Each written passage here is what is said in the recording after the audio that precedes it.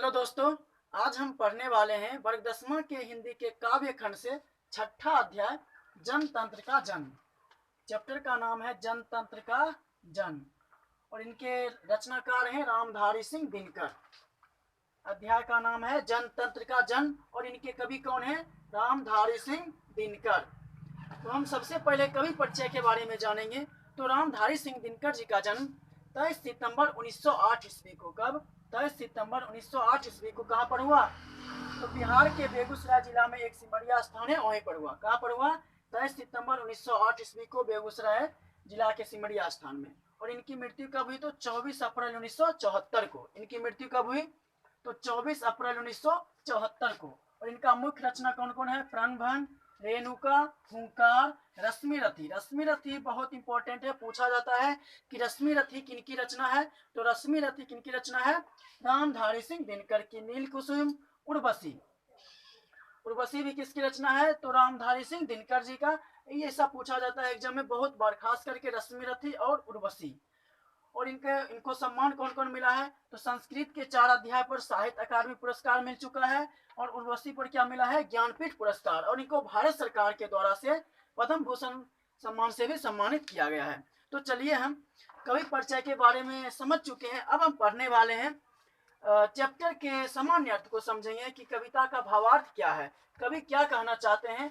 तो हम समझते हैं कविता के भावार्थ को। तो सबसे पहले हमें कवि ने कुछ बताया है कि राष्ट्रकवि दिनकर जी प्रस्तुत कविता आधुनिक भारत में जनतंत्र के उदय का जयघोष है। सदियों की देशी विदेशी परिधीनताओं के बाद स्वतंत्रता प्राप्ति हुई है और भारत में जनतंत्र की प्राण प्रतिष्ठा हुई है। जनतंत्र के ऐतिहासिक और राजनीतिक अभिप्रायों को कविता में उजागर करते हुए कवि यहाँ एक नवीन भारत का शिलान्यास करता है जिसमें जनता ही स्वयं सिंहासन पर आरूढ़ होने को है। इस कविता का ऐतिहासिक महत्व है, यानी इस कविता में कहना चाहते हैं कवि कि हमको स्वतंत्रता, जो हमको स्वतंत्रता मिली है, आज मेरा देश स्वतंत्र है, ये सदियों के मेहनत से मिली है। और इस देश पर जो शासन होगा, इस स्वतंत्र देश पर जो राज होगा, वो हमारे किसी खास नेता का नहीं बल्कि देश के जनताओं का होगा। कविता का मुख्य उद्देश्य यही है कि इस देश के सिंहासन पर जो राज होगा वो किसी नेता का नहीं बल्कि ये सभी जनताओं का होगा। तो चलिए हम कविता के सामान्य अर्थ को समझते हैं। आप पेज नंबर 130 निकाल लीजिए, उसमें आप हमारे साथ लाइन बाय लाइन देखिए तो आपको अच्छी से समझ में आएगी। जनतंत्र का जन्म, इसमें कहते हैं सदियों की ठंडी बुझी राख सुख बुगा उठी, मिट्टी सोने का ताज पहन इठलाती है, दोरा समय के रथ का घर घर नाद सुनो, सिंहासन खाली करो की जनता आती है। कहते हैं जो सदियों की ठंडी बुझी राख है वो अब क्या हुई है? सुबह उठी है, उनमें जोश पैदा हो गया है। मिट्टी जो है क्या है? सोने की ताज पहनकर, वो सोने की मुकुट पहनकर मिट्टी में क्या है? इठला रही है, खुद पर नाज कर रही है, घमंड कर रही है। कहते हैं दो राह, मतलब दोनों राह में, रथ के घर घर का नाद सुनो, रथ के पहिए के आने की आवाज सुनो। अब इस सिंहासन पर राज करने के लिए देश का राजा अर्थात जनता आ रहा है। यानी कभी कहना चाहते हैं कि सदियों की ठंडी बुझी हुई राख सुख बुगा उठी, अर्थात सदियों से जो हम बैठे थे, मतलब जोश मेरा घट गया था, अब मेरे पास वो पुनः जोश क्या है? लौट आया है। और मिट्टी क्या है? मिट्टी तो ऐसे ठिला रही है जैसे मानो कि किसी रानी की तरह सोना की मुकुट पहन ली हो। और कहते हैं दौड़ा समय के रथ का घर घर नाद सुनो, सिंहासन खाली करो की जनता आती है। कहते हैं तुम ये सिंहासन खाली कर दो, ये देश का सिंहासन खाली कर दो, इस सिंहासन पर बैठने के लिए हमारे देश का जनता आ रही है। सेकेंड नंबर में जनता, हाँ मिट्टी की अबोध मूर्तें हुई, जाड़े पाले की कसक सदा सहने वाली, जब अंग अंग में लगे सांप हो चूस रहे, तब भी कभी मुंह खोल दर्द कहने वाली। कहते हैं कि जनता जो होती है, जनता से सवाल करते, जनता हाँ मिट्टी की क्या है? वो अबोध मूर्त है। जनता के बारे में कवि कहते हैं कि जनता जो होती है मिट्टी का अबोध मूर्त है। वो जाड़े पाले की कसक सहती है, ठंडे गर्मी सभी में क्या करती है? जाड़े पाले की कसक सह लेती है। यदि उसके अंग अंग में, शरीर में सांप भी चूस रहा होता है तो फिर कुछ भी वो मुंह से कहने वाली नहीं है। अर्थात इसमें बताया गया है कि जनता जो होती है एक मूर्त की भांति होती है, जिसको कोई फर्क ही नहीं पड़ता, वो सादा कष्ट को सहती रहती है, ठंडी गर्मी को सहती रहती है। और यदि सांप चूसने का तात्पर्य है, यदि उसे कुछ कुछ मतलब जो नेता लोग होते हैं, बड़े लोग, तो उसे दुख देते भी रहते हैं तो फिर भी वो मुख खोलकर कुछ कहने वाले नहीं होते हैं। जनता हाँ लंबी बड़ी जीभ की वही कसम, जनता सचमुच सचमुच ही बड़ी वेदना सहती है। सो ठीक मगर आखिर इस बात पर जनमत क्या है प्रश्न गूढ़, जनता इस पर क्या कहती है। कभी कहते जनता, हाँ जनता लंबी बड़ी जीभ की कसम, इस जीभ की कसम, जनता सचमुच में बड़ी वेदना सहती है। वेदना का मतलब होता है दुख। जनता जो होती है सच में इस दुख को क्या करती है, सहती है। सो ठीक मगर आखिर इस पर जनमत क्या है। ये तो बात तो ठीक है कि जनता बहुत दुख को सहती है, इस पर जनमत क्या है, इसका तात्पर्य है कि इस पर जनता का मत क्या है, इस बात पर जनता क्या कहना चाहती है प्रश्न गूढ़। गूढ़ मतलब होता है बड़ी अभिप्रायिक, रहस्यमयी। यानी यह प्रश्न क्या है, बहुत ही रहस्यमयी है। इस पर जनता क्या कहती है, इस पर जनता क्या कहती है।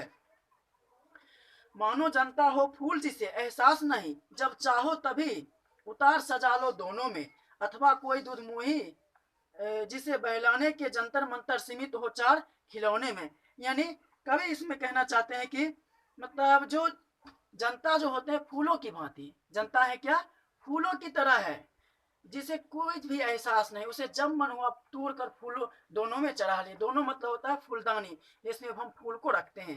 कहते हैं जनता क्या है, फूलों की भांति अत्यंत ही कोमल है, जिसे जब मन हुआ उतार कर क्या करते हैं, वृक्ष से तोड़कर फूलदानी में सजा लेते हैं। और बच्चे जनता जो होती है क्या होती है, एक दूध मुही बच्चे की भांति होती है, जिसे खिलौना देकर क्या कहते हैं, मतलब बहला फुसला लेते हैं। इसलिए कहते हैं अथवा कोई दूध मोही जिसे बहलाने के जंतर मंतर सीमित हो चार खिलौनों में।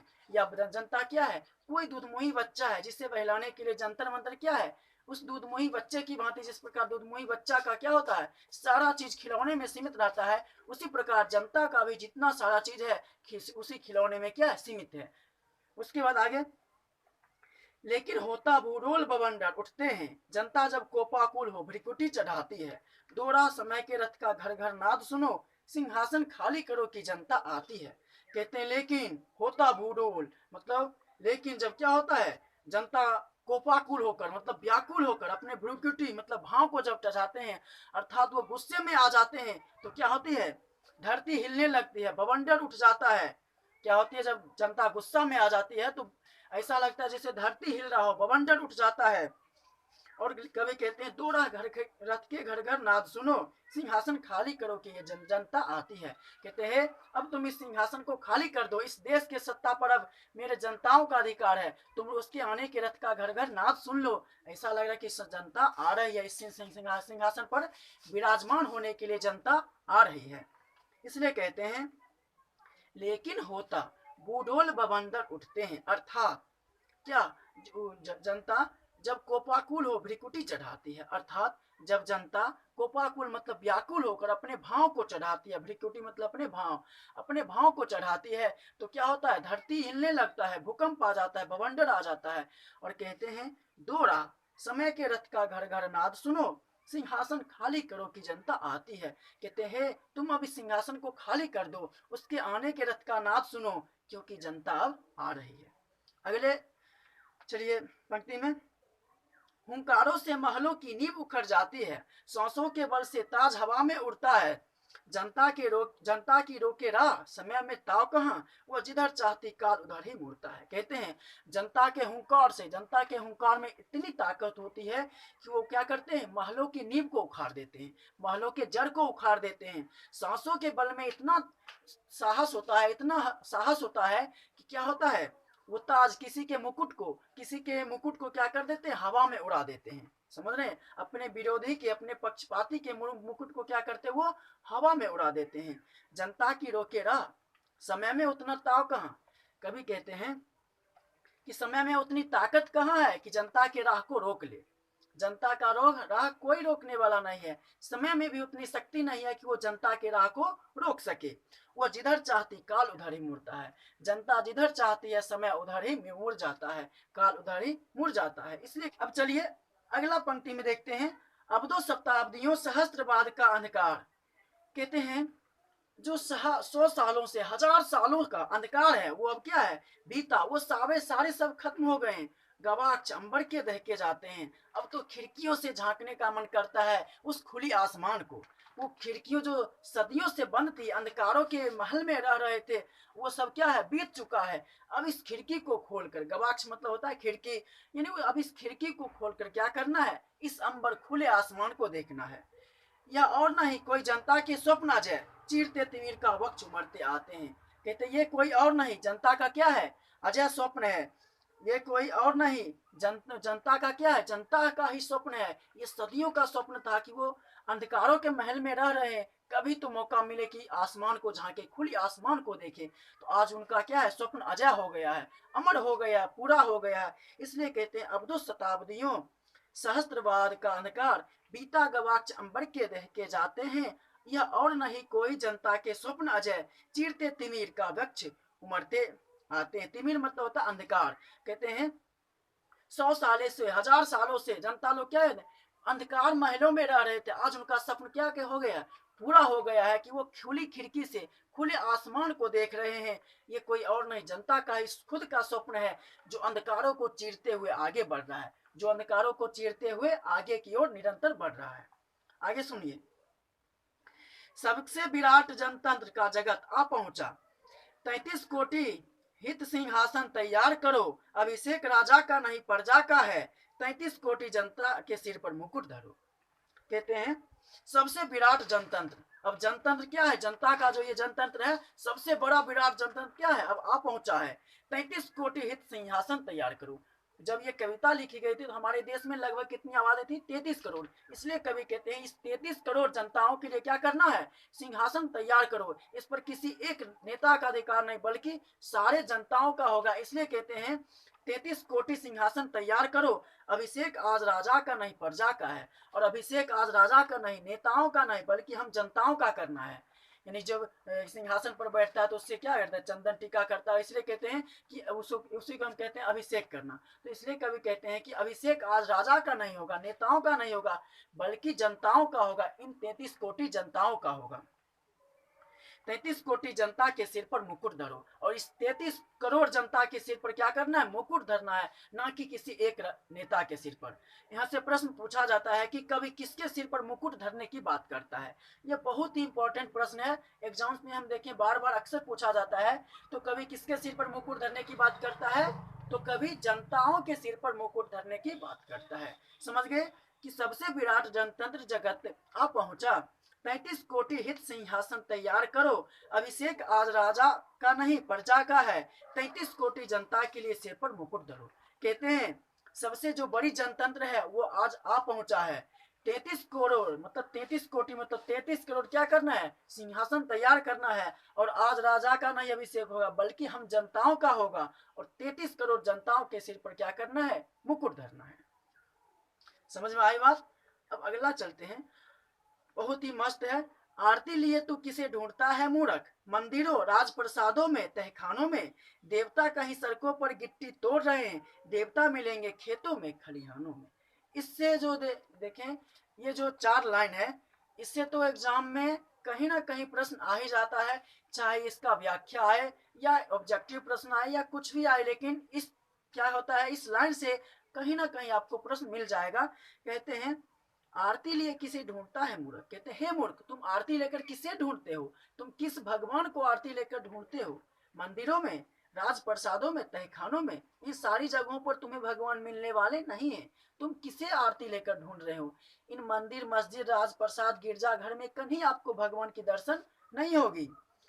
देवता कहीं सड़कों पर गिट्टी तोड़ रहे हैं, देवता मिलेंगे खेतों में खलिहानों में।